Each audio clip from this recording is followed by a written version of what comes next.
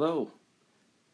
Well, I haven't done one of these videos in a while, so I wanted to begin a three-part series called Sacrosexual Living. This is part one, Transforming Sexuality.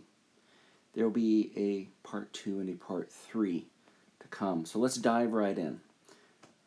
God is love and the giver of all life. We all know that. Sexuality is the gift from God that creates and celebrates life. The simple truth is that God is the starting point of love. Sex is the beginning of the journey to love. The origin, the source of the river of love is sex, passion. And everybody behaves like its enemy. Every culture, every religion, every false teacher, every seer has attacked this source, and the river has remained bottled up.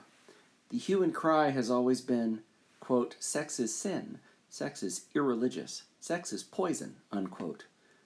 But we never seem to realize that ultimately it is the sexual energy itself that travels to and reaches the inner ocean of love. Sacrosexual love is the transformation of sexual energy through its combination with spiritual ecstasy. The flowering of godly love is from the seed of sacrosexual stimulation and or sex. Here's an example from the world around us. Looking at coal, it would never strike you that when coal is transformed, it becomes diamonds. The elements in a lump of coal are the same as those in a diamond. Essentially, there's no basic difference between them. After passing through a process taking thousands of years, coal becomes diamonds. But coal is not considered important. When coal is kept in a house, it is stored in a place where it may not be seen by guests, whereas diamonds are worn around the neck or on the bosom so that everyone can see them. Diamonds and coal are the same. They are 2 points on a journey by the same element. If you're against coal because it has nothing more to offer than black soot at first glance, the possibility of its transformation into a diamond ends right there. The coal itself could have been transformed into a diamond, but we hate coal, and so the possibility of any progress ends. Only the energy of sacrosexual worship can flower into full love, but everyone, including mankind's great thinkers, is against it. This opposition will not allow the seed to sprout, and the palace of love is destroyed at the foundation. The enmity towards sex has destroyed the possibility of sacrosexual love, and so coal is incapable of becoming a diamond. Because of basic misconceptions, no one feels the necessity of going through the stages of acknowledging sex and of developing it, and of going through the process of transforming it. How can we transform him whose enemy we are, whom we oppose, and whom we are at continuous war with? A quarrel between man and his sexual energy has been forced upon him. Mankind has been taught to fight against their sexual energy, to oppose their sex urges. Another important consideration is that man cannot be separated from sex. Sex is his primary point. He is born because of it. God has made the energy of sex the starting point of creation. And great men term as sinful what God himself does not consider a sin. If God considers sex as sin, then there's no greater sinner than God in this world, no greater sinner in the universe. Have you never realized that the blooming of a flower is an expression of passion, that it is a sexual act? A peacock dances in full glory. A poet will sing a song about it. A saint will also be filled with joy. But aren't they aware that the dance is also an overt expression of passion, that it is primarily a sexual act? For those whose pleasure does the peacock dance? Peacock is calling its beloved, its spouse. Musicians are singing. The bird is singing. A boy has become an adolescent. A girl is growing into a woman. What is all of this? What play, what growth is this? These are all indicators of love, of sexual energy that can be harnessed for the worship of God. These manifestations of love are transformed expressions of sex, bubbling with energy, acknowledging sex. Throughout one's whole life, all acts of love, all attitudes and urges of love are flowerings of primary sexual energy. Religion and culture pour poison against sex into the mind of man. They create conflict, war. They engage man in battle against his own primary energy, and so man has become weak, gross, coarse, devoid of love, and full of nothingness. Not enmity, but friendship is to be made with sex. Sex should be elevated to purer heights. If passion is transformed, the wife can become the mother. If lust is transcended, sex or mutual stimulation can become love. Only sexual energy can flower into the force of love. But we have filled man with antagonism toward sex, and the result is that love has not flowered. What comes later, the form to come, can only be made possible by the acceptance of sex. The stream of love cannot break through because of strong opposition. Sex, on the other hand, keeps churning inside, and the consciousness of man is muddled with sexuality. Because of this enmity toward sex, because of this opposition and suppression, man is decaying from the inside.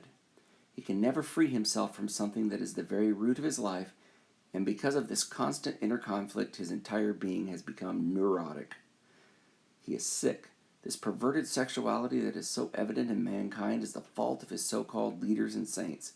They are to blame for it. Until man frees himself from such teachers, moralizers, and false religious leaders, and from their phony sermons and false shame, the possibility of love surfacing on him is nil. This is why the teachings of the Gnostics were so harmful and heretical. They taught that the body was evil. In fact, the entire physical realm was evil. Traditional teachings have destroyed the marital life of the whole world. When married life is full of prejudice, full of poison, there's no possibility for love. If a husband and wife cannot love each other freely, basically and naturally, then who can love whom? But this disturbing situation can be rectified. This muddled love can be purified. This love can be elevated to such lofty heights that it will break all barriers, resolve all complexes, and engulf husband and wife in pure and divine joy. This sublime love is possible, but if it is nipped in the bud, if it is stifled, if it is poisoned, what will grow of it? How can it flower into a rose of supreme love? What I want to say is this: sex can rise to the divine. The primal energy of sex has the reflection of God in it. It is obvious. It's the energy that creates new life, and that is the greatest, most mysterious force of all.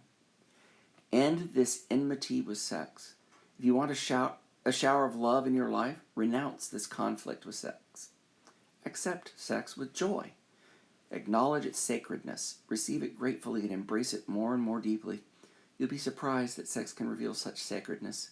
It will reveal its sacredness to the degree of your acceptance. And as sinful and as irreverent as your approach is, that is how ugly and sinful the sex that confronts you will be. When a man approaches his wife, he should have a sacred feeling as if he were going to a temple. And when a wife goes to her husband, she should be full of reverence one has nearing God.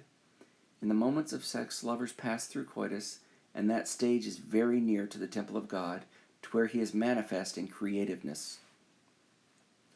If you want to know the elemental truth about love, the first requisite is to accept the sacredness of sex, to accept the divinity of sex in the same way you accept God's existence, with an open heart. And the more fully you accept sex with an open heart and mind, the freer you will be of it. But the more you suppress it, the more you become bound to it, like the shame-based man who became a slave to his clothes. The measure of your acceptance is the measure of your deliverance.